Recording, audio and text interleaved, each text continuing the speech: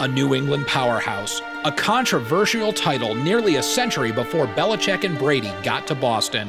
Only a 7-year-old lifespan in the National Football League. 2 legendary Hall of Famers, 1 steamroller.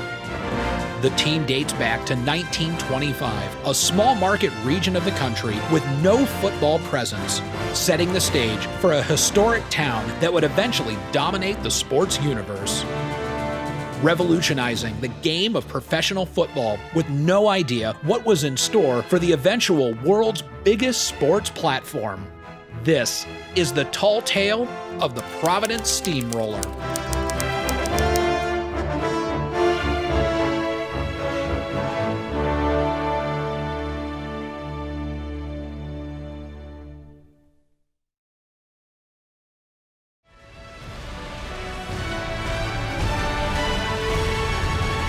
This is a presentation of the Pro Football Hall of Fame.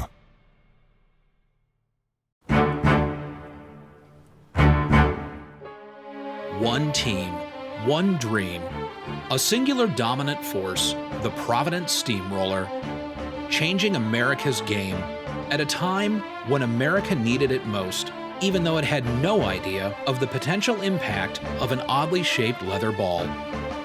Football heroes and pioneers, records set and expectations met. The rise and demise, one steam roller. The Providence Steam Roller. That was a good squad. Admittedly, not that many remember those teams. But the memory of their star player has long outlasted those squads of the 1920s. New England fans are used to seeing their teams in the biggest of games, championship after championship, by the Celtics, Bruins, Red Sox, and of course, Patriots. But the original champion of the Northeast were the Providence Steam Roller.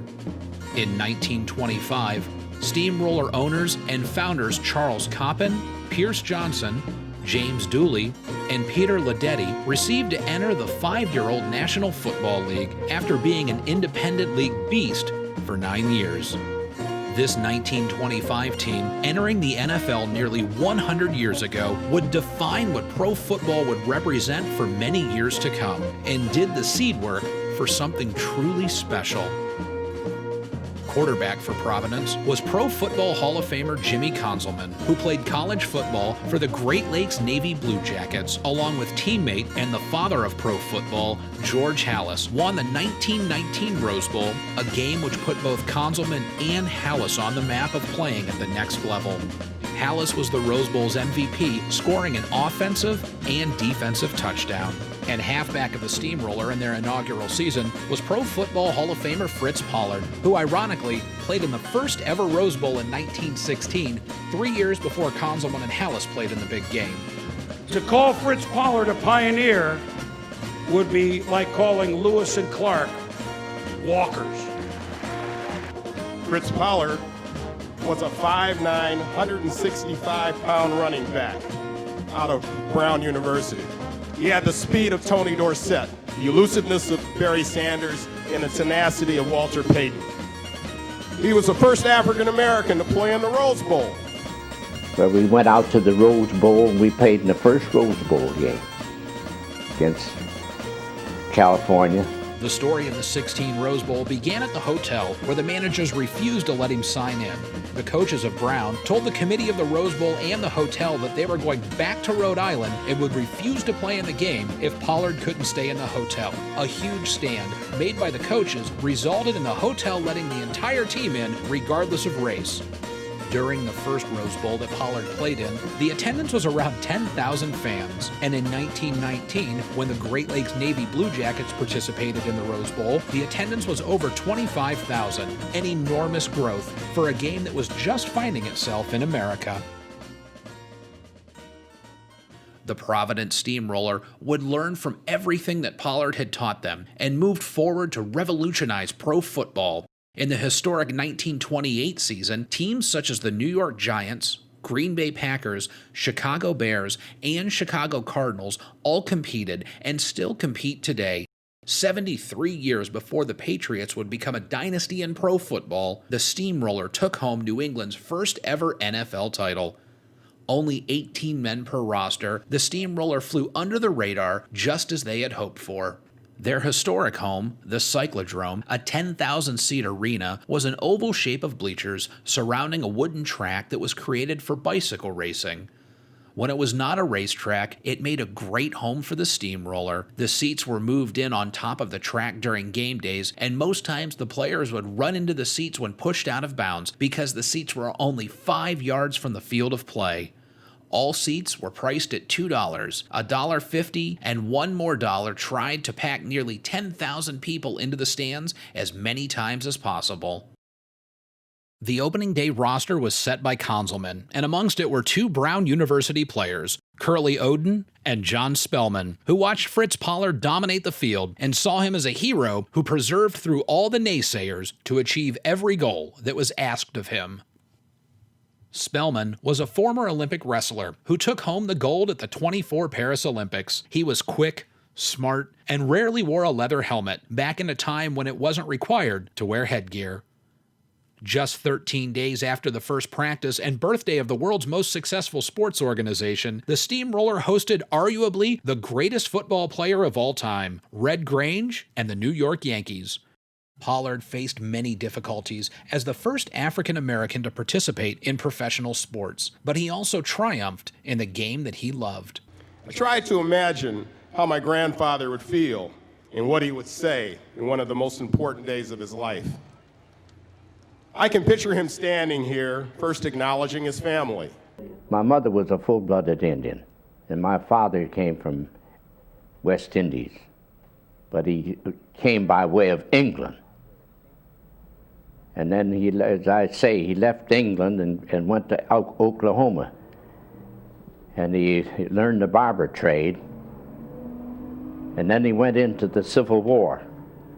And then he became rather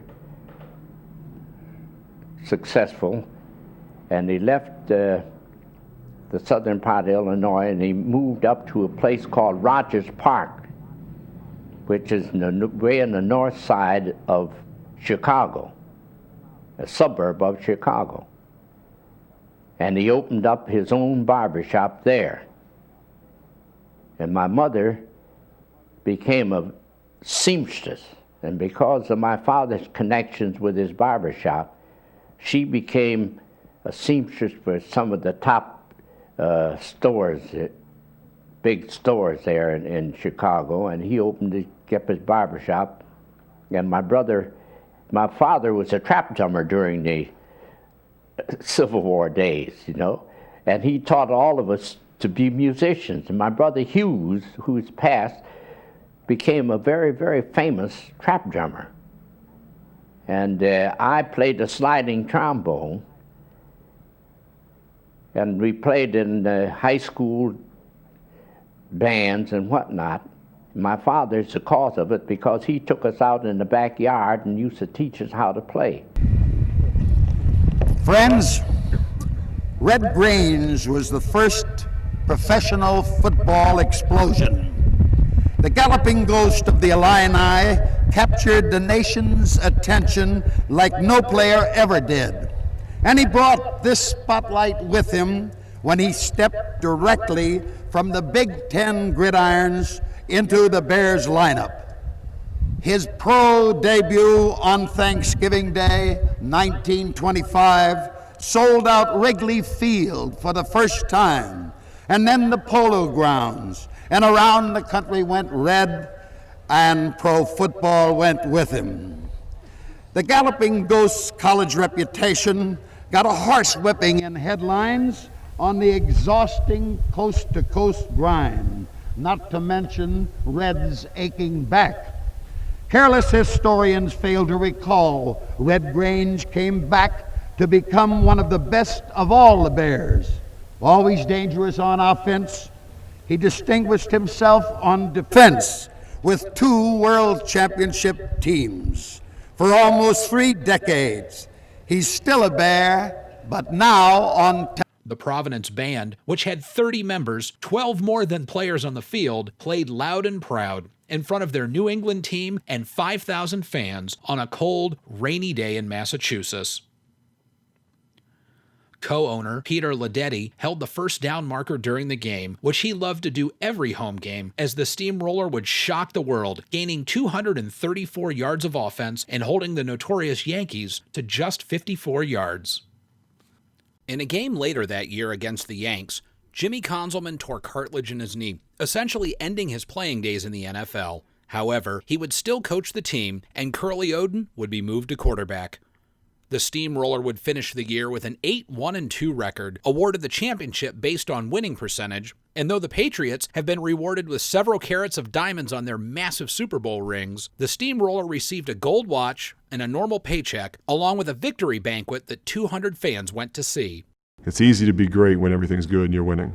It's easy to be happy. You learn so much more from your losses than you do your wins. You know, I always tell people I've learned as much from tough losses as I have from great wins. In fact, you appreciate the great wins a lot more because of the tough losses. After serving in the Army in World War I, Pollard signed with the Akron Pros, who won the first ever championship of the American Professional Football Association in 1920, which was later renamed the National Football League. He rarely came out of games, playing quarterback, halfback, returning punts and kickoffs. Being the punter and kicker, he was a renaissance man for the game of football. Pollard would face the first president of the National Football League, Jim Thorpe, and the Canton Bulldogs in his very first game. Naturally, I had heard about the great Jim Thorpe and whatnot, but I imagine he had heard about the great Fred Pollard, because I had a name at that time too. And Jim and Guyon and Kalak, they had 3 Indians on that team. And pro football was a little rough back in those days. They came after you. If you were supposedly a star, they came after you to kind of put you out of business. According to Pollard's grandson, Thorpe walked up to him and asked, "Do you know who I am?" And Pollard responded with, "Yes, I know you. I've heard about you." Thorpe fired back with a racial slur, saying, "Well, I've heard about you too, and I'm going to kill you." Which Pollard would quickly say back with a smile, "Well, if you're ready to kill me, you can find me down in your end zone." Game on. Thorpe versus Pollard, 2 heroes that would do so much for the game that they had no idea would grow to be so big. Opening kickoff, the Bulldogs kicked it right at the small and quick Pollard, who would take it all the way for a touchdown, waving at Jim Thorpe to come meet him in the end zone. So they worked on me there for a while, and when they found out it wasn't going to do them any good, they relinquished, and we became friends. And I talked to him and kidded him after the game because we beat Canton, and the first time Canton had ever lost a game. And I scored all the points. After the game, in an interview, Thorpe called him the best back in all of pro football. This is what professional football is all about, huddling up to reach one common goal. It does not matter what race, religion, or creed you may be. It matters if you can help your team achieve task after task, developing relationships through all sorts of ways that will make great citizens in the United States of America. And it was George Halas who helped found the NFL in 1920, just down the road from the Akron Pros in Canton at Ralph Hayes Hupmobile dealership. Halas put everything he had into professional football from all aspects of the game and felt very strongly about his college teammate Jim Conzelman, who had joined him on the Decatur Staleys in the inaugural season of 1920.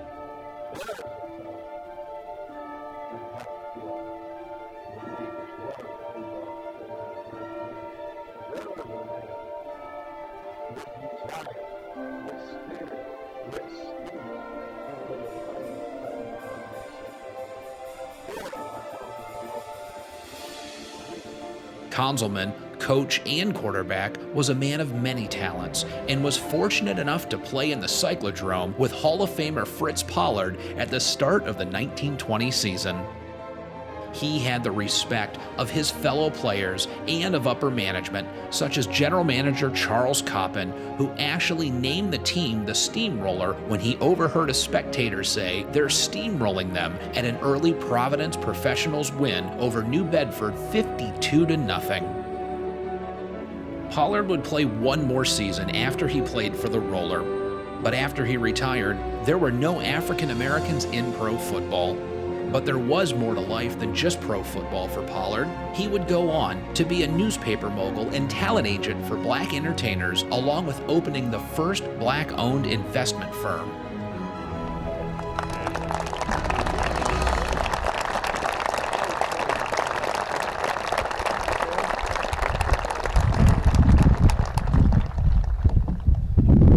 Bob, Jimmy, thank you very, very much. Yes, my back did ache, but the first 2 years with Mr. Hallis, I was on percentage, and that took a lot of aches out of it. It's difficult at a time like this to find words to express your thanks. I am certainly deeply honored.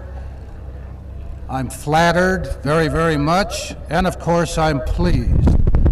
I hope a little bit of my plaque will be owned by every teammate that I ever had the privilege of playing with.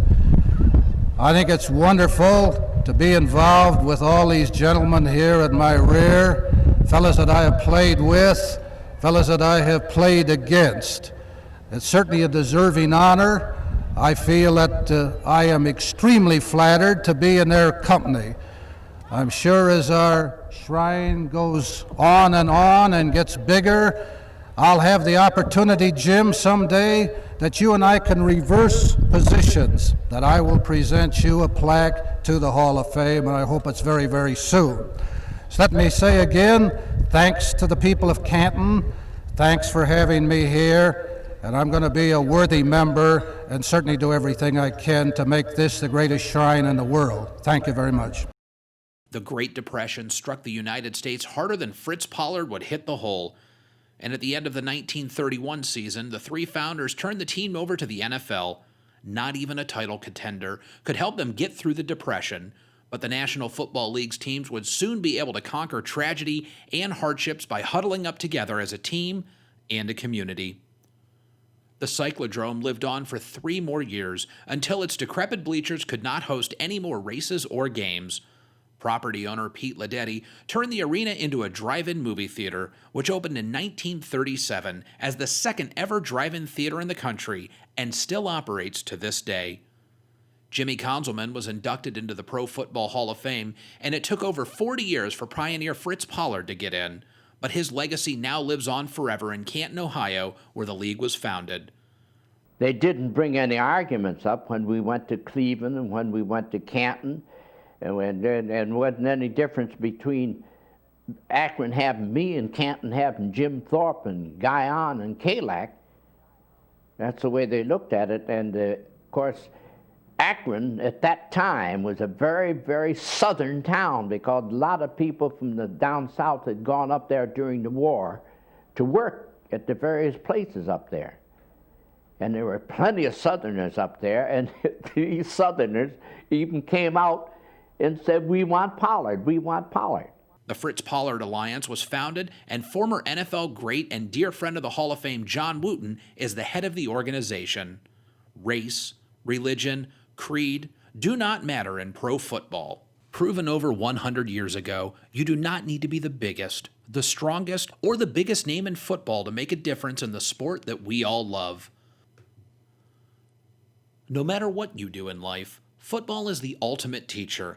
To help us all understand how to love each other through the values of commitment, integrity, courage, respect, and excellence. Conzelman became a great player, then due to an injury became a better coach, but was also an excellent editor, songwriter, and orator. Pollard persevered through racism to become one of the biggest names in sports at his time, and then was a very successful businessman because of the values he learned in football. The huddle is a place where we can forget about our differences and do the task at hand, which is the best tool to give the next generation to become leaders in our society, moving past differences in socioeconomic and skin pigment with the pigskin can help us achieve anything that we set our minds to. This is a presentation of the Pro Football Hall of Fame.